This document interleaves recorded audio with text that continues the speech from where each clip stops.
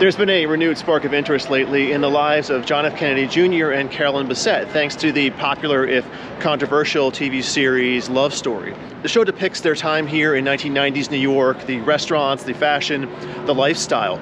But I couldn't help but notice there was one thing missing. Where are the rollerblades?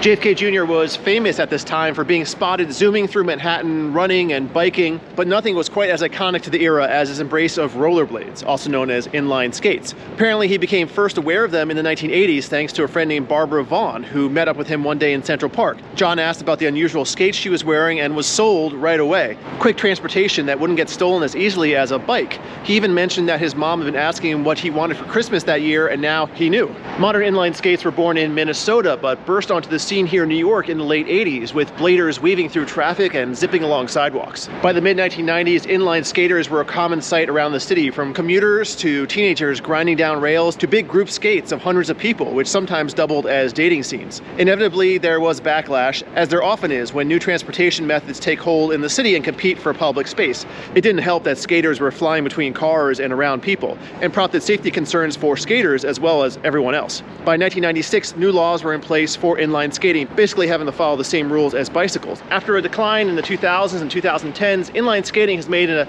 comeback lately. As for Kennedy, he continued to skate throughout the rest of his tragically short life, an unlikely but distinctive part of his famous personal style.